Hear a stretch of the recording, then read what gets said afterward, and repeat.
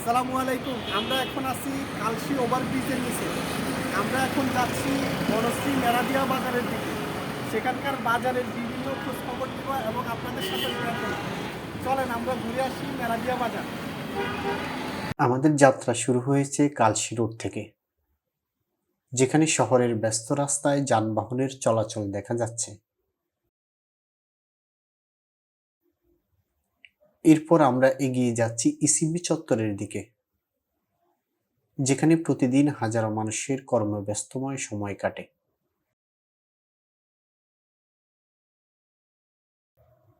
এই পথ ধরে আমরা বনানী রোড পর্যন্ত এসেছি, যেখানে গাড়ির ভিড়, মোটরসাইকেলের গতি আর শহুরে পরিবেশের ব্যস্ততা স্পষ্ট চোখে পড়ে। এখান পর্যন্ত আমাদের যাত্রার দৃশ্য তুলে ধরা সম্ভব হয়েছে, তবে আমাদের গন্তব্য বনশ্রী হয়ে মেরাদিয়া বাজার পর্যন্ত, যেখানে শহর ও গ্রামের এক অনন্য মিশ্রণ দেখা যায়। সেখানে কি আছে চলুন এবার আমরা আপনাদের দেখাই। আমরা এখন এসে গেছি বনশ্রী মেরাদিয়া বাজারে। আজকে পুরো বাজার আপনাদের দেখানো সম্ভব না হলেও আমরা কিছু গুরুত্বপূর্ণ জিনিসপত্র তুলে ধরব।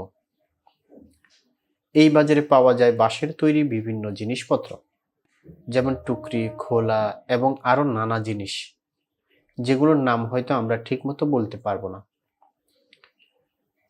এছাড়া এখানে বিভিন্ন কৃষি যন্ত্রপাতি পাওয়া যায়, যেমন ক্ষেত তৈরির সরঞ্জাম ও অন্যান্য কৃষিকাজে ব্যবহৃত যন্ত্র। সাধারণত এই ধরনের জিনিস গ্রামের বাজারে দেখা যায়, তবে মেরাদিয়া বাজার একটি ব্যতিক্রম। এখানে শহরের ভেতরেই গ্রামীণ পণ্যের বিশাল সমাহার রয়েছে। এখানে পাওয়া যায় বিভিন্ন সবজির চারা, যেমন টমেটো, বেগুন এবং আরও নানান জাতের সবজির চারা, যা কৃষিকাজ কিংবা বাড়ির আঙিনায় লাগানোর জন্য উপযুক্ত।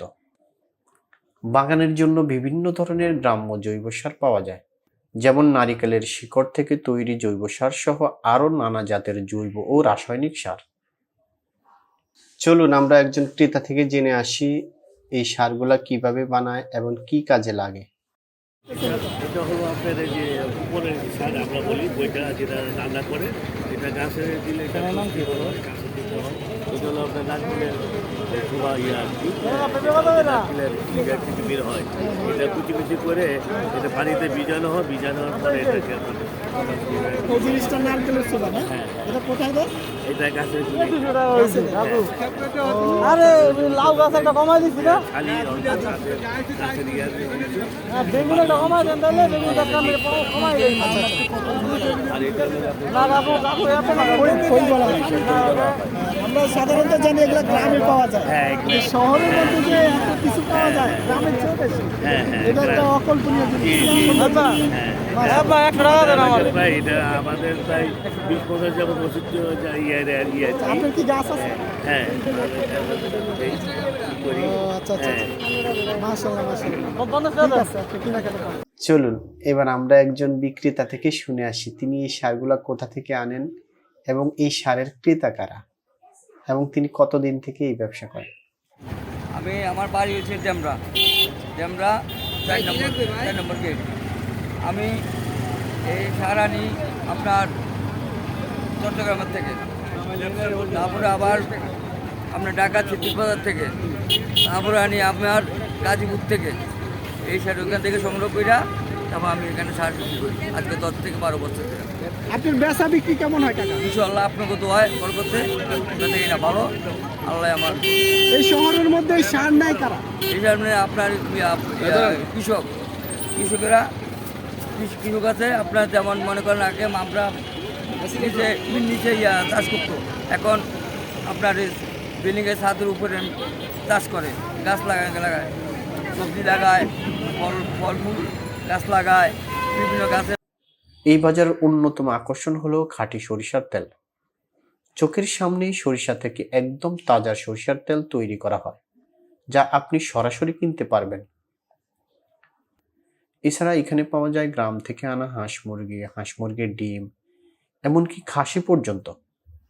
এগুলো সাধারণ বাজারের তুলনায় তুলনামূলক কম দামে পাওয়া যায়।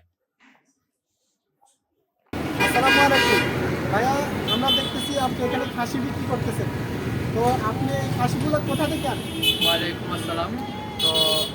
আমি খাসিগুলা আমাদের গ্রাম অঞ্চল থেকে আর কি সংগ্রহ করি। আমাদের গ্রামের বাড়ি ময়মনসিংহ, তো ময়মনসিংহ থেকে এগুলো সরাসরি আমরা ডাইরেক্ট মধ্যে থেকে আর কি নিয়ে আসি। এখানে কোনো হাত পাচারও হয় না, কোনো জালিয়াতিও হয় না।